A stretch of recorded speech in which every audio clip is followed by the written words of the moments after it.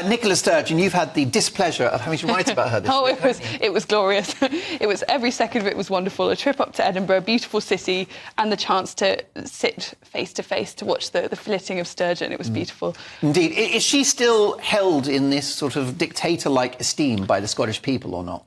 Oh, I mean, I certainly don't think so. Certainly not if the polling has anything to go on. I noticed, I think there were a lot of, I mean, I don't really know because I was there sitting in a little room and it was deadly silent. So I was sort of out and about sussing out what the Scots' opinion is now. But I definitely sense from the reception I got to the article that I wrote that there were an awful lot of people, even people who are not like natural Telegraph fans, who thought that it was funny and also felt very, betrayed by the SNP and, the layers upon layer of deception, financial mismanagement, and all of the kind of the tall tales that were told around the time of the independence referendum have come clashing down. So this is all, it seems like everything is going wrong for them at once, and Nicola Sturgeon is just part of that. Do you agree with Andrew Neil that her reputation is now in tatters? She was, let's not forget, one of the most formidable politicians in Europe.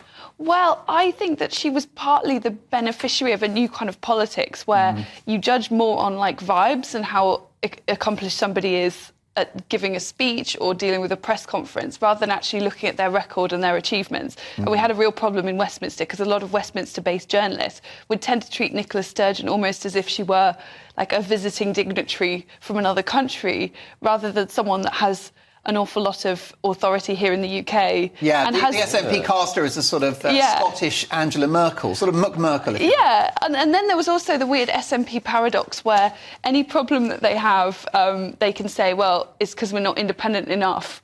And then when they get something wrong, they can also say, oh, it's Westminster's fault they did this.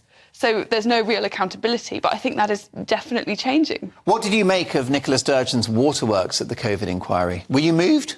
No. We all cried during COVID because of the things that these politicians were all doing. I had no sympathy for her at all. I really don't. I mean, look, we're all humans, and I'm sure that what she's going through right now is not nice because she was flying so high in Scotland, just being this dictator in COVID. Her track record in Scotland is terrible. Shocking. She, on every metric, from homelessness to everything. But the media seemed to love her. She could do no wrong. And now it's all come crashing down. They're digging up her front garden to try and find money.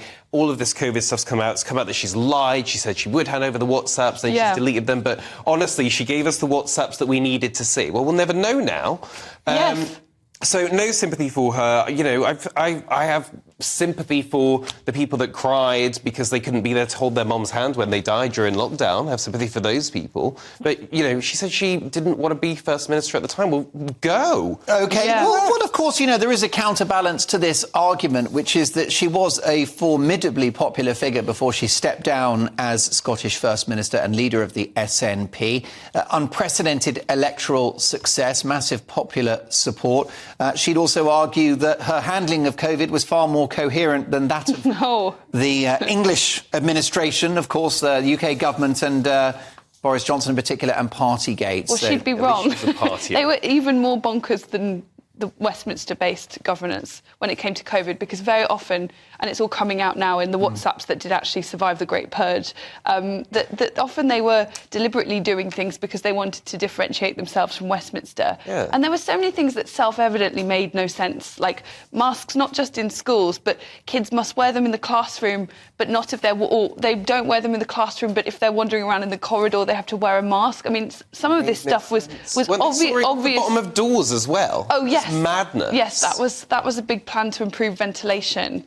Well, there you go. Of course, we're still debating COVID, and it's interesting because you've written about COVID in recent days for The Telegraph. Yes. I think maybe about a week ago, in which you said that slowly the narrative around lockdowns, the sort of the case for lockdowns, is crumbling, falling away by the day. Yeah, I mean, I think that there's a difference between the first lockdown where it was brand new and terrifying, and I have absolutely massive sympathy for any politician And it was that's only having going to be 3 weeks. Well, that too. Anyone who's having to govern during those times, I feel sympathy for. But I think that a lot of the things that we were told would not be a massive problem, you know, that the kids would bounce back quickly, that there wouldn't be long-term repercussions, that borrowing all this money was not going to create problems. I mean, this is all quite self-evident stuff, but I feel I that... had top economists on my radio show telling me that the borrowing was effectively cost neutral. Yes, exactly. And a lot of the very clever people at like places like The Economist were saying we don't have to worry about interest rates. You know, it's amazing. And now I think we have to keep making this point, because even though it's quite an obvious one, nobody really wants to talk about lockdown now because it's over and it was miserable. People would rather focus on the future. But actually, I think a lot of lockdown informs many of our current crises. Most definitely. Because this is what they keep coming back to. Nicola Sturgeon is saying, oh, my one mistake, we should have locked down sooner. Yes. And the COVID inquiry in the UK as well, that's basically going to conclude we should have locked down sooner, longer, harder. 100%. Which is ridiculous.